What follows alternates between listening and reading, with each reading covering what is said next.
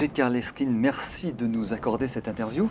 Merci de m'avoir invité. Avec plaisir. C'est un véritable dédale que de s'y retrouver dans les compléments alimentaires. C'est pour ça, j'imagine, que vous avez écrit ce guide, cette véritable bible des compléments alimentaires. Comment avez-vous fait pour rédiger ce pavé? Eh bien déjà, ça fait plus de 20 ans que je travaille dans cet univers, ce qui m'a permis d'acquérir un minimum de connaissances. Minimum, oui. Et puis ensuite, tout simplement, j'ai choisi un certain nombre de maladies courantes parmi les plus fréquentes qui occasionnent des consultations chez le médecin généraliste. Et j'ai regardé quels compléments alimentaires pouvaient être utiles pour chacune de ces pathologies. Que disaient les études scientifiques? Est-ce que quand on les recommandait, c'était pertinent ou non? Et si on avait des études contradictoires, pour quelles raisons ces contradictions pouvaient exister?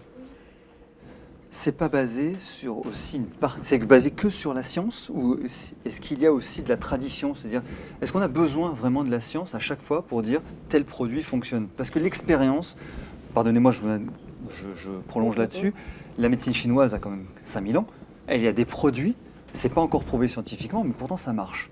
Est-ce qu'on a vraiment toujours besoin de la science? Alors, comme je ne suis pas praticienne, comme je ne suis pas médecin, quand j'écris quelque chose, j'ai besoin de la science, parce que je ne peux pas le valider avec ma pratique, puisque je n'en ai pas. D'accord. C'est une bonne réponse. Eh bien, non, c'est une très bonne réponse. Pardon, il n'empêche que la science part quand même des traditions.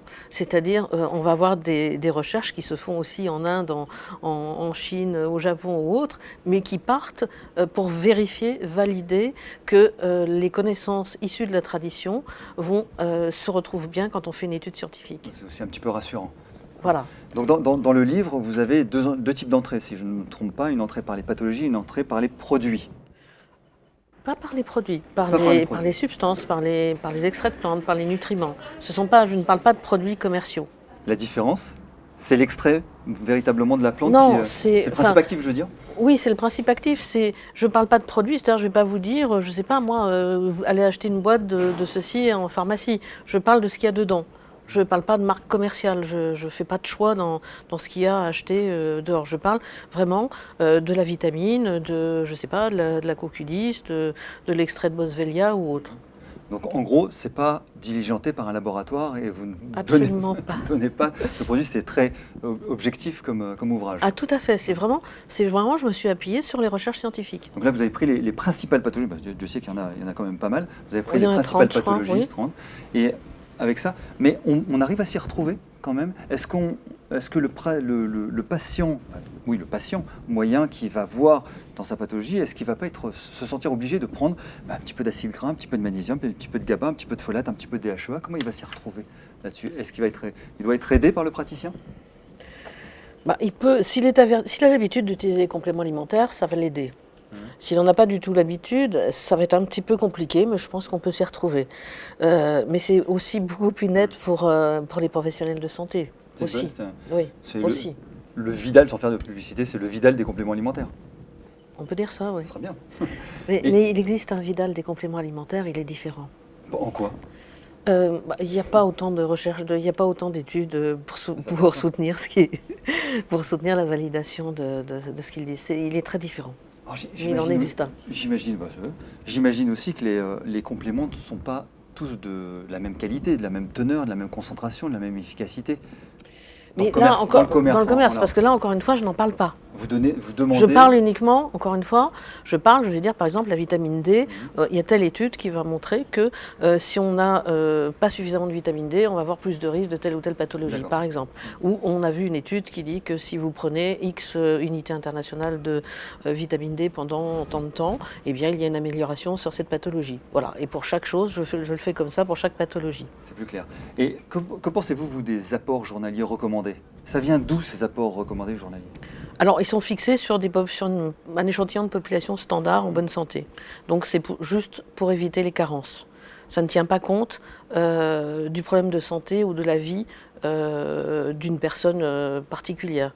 Pour être plus clair, ça ne tient pas compte du fait que vous allez être stressé, que quand on est stressé, on va dépenser beaucoup plus, par exemple, de magnésium, de vitamine C. Ça n'en tient pas compte, les ANC. Ça couvre, encore une fois, juste ne pas être complètement carencé.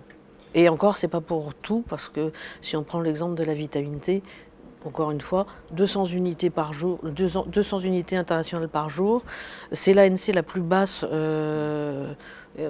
par rapport aux autres pays. Et à titre d'exemple, en fait, la vitamine D, au départ, on a constaté qu'elle évitait le rachitisme chez le nouveau-né. Le rachitisme, c'est une pathologie osseuse. On donnait une cuillère, je ne sais plus si c'est à soupe ou à café, d'huile de foie de morue, qui contient de la vitamine D et de la vitamine A, les deux, et ça représentait 400 unités internationales. Aujourd'hui, on sait que la vitamine D est utile à la fois pour avoir des os en bonne santé, mais pour plein d'autres choses. Et on recommande uniquement 200 unités internationales. C'est minuscule. C'est pas très logique. C'est pas logique du tout. Et ce n'est pas en accord avec ce que disent les chercheurs spécialistes de la vitamine D, pas du tout. Et pourquoi il y a ce gap alors entre les... c'est quoi? Il y a des pressions, il y a des... c'est pour éviter... il y a des peurs. Il y a des peurs? Peut-être. Et si jamais elle était dangereuse? Et si jamais? Et si jamais ça marchait? C'est un petit peu un principe de précaution, peut-être. Vous ne pensez pas qu'il y a des effets de mode justement dans les compléments alimentaires?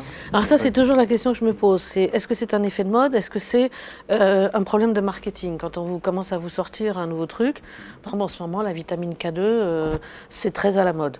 Alors, c'est un laboratoire japonais qui l'a sorti, qui l'a lancé, qui a fait les études avec des universités. Alors, est-ce que c'est pour vendre? Est-ce que c'est juste du marketing? Non, je ne crois pas. Pourtant, mais il faut se poser la question. Vous avez aussi commis d'autres ouvrages. Sur la coenzyme Q10, c'est quoi? En 2 mots, la coenzyme Q10, c'est quoi? La coenzyme Q10, notre organisme la fabrique. Et la production, alors elle est intéressante pour les gens qui prennent des statines. Parce que, statines, c'est les produits qui favorisent la diminution, censément, de diminution de cholestérol, c'est ça? Voilà, c'est ça. Et pourquoi c'est intéressant? Parce que la production de la coenzyme Q10 dans l'organisme et la production du cholestérol sont régulées par la même enzyme. Et les statines inhibent l'activité de cette enzyme. Donc quand ils inhibent la production du cholestérol, ils inhibent en même temps la production de CoQ10. Or, la CoQ10 est vitale pour la santé du cœur. Ah oui. Voilà. Et c'est ce qu'on donne aussi quand on a des problèmes de muscles et de tendons liés à la prise de statine ou pas? C'est ce que je disais, oui. Oui. Pas que du muscle, pas du cœur, je veux dire. Oui, non, mais je disais que si j'explique que quand on prend des statines, ça baisse la quantité de... Ça stoppe aussi la production de coenzyme Q10, ça veut dire qu'on n'en a plus dans l'organisme. Elle est vitale pour le cœur. On prend des statines pour la santé cardiovasculaire aussi. Donc c'est antinomique.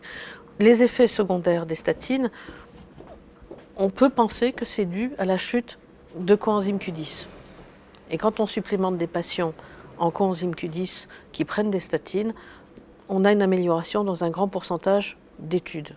Néanmoins, il y a un grand professeur dont je ne me souviens pas du nom, qui vient de faire une recommandation par rapport au traitement des effets secondaires des statines et qui dit que ça ne sert à rien de prendre de la coenzyme Q10. Je pense qu'on n'a pas lu les mêmes documents. Ah. Lui aussi a subi peut-être des pressions. Je ne sais pas. À propos de dépression, la mélatonine? La mélatonine, c'est pas contre la dépression, mais c'est... Non, c'est ce qu'on appelle l'hormone du sommeil. Donc, elle a plein d'autres qualités et avantages, mais surtout, si on n'a pas suffisamment de mélatonine, on peut avoir des problèmes de sommeil. Donc, encore une fois, dans la nébuleuse des compléments alimentaires, il est quand même bon d'avoir ça comme chevet et savoir exactement de quoi il en retourne. Je pense que c'est utile, oui. Merci de nous avoir accordé ce moment. Merci à vous.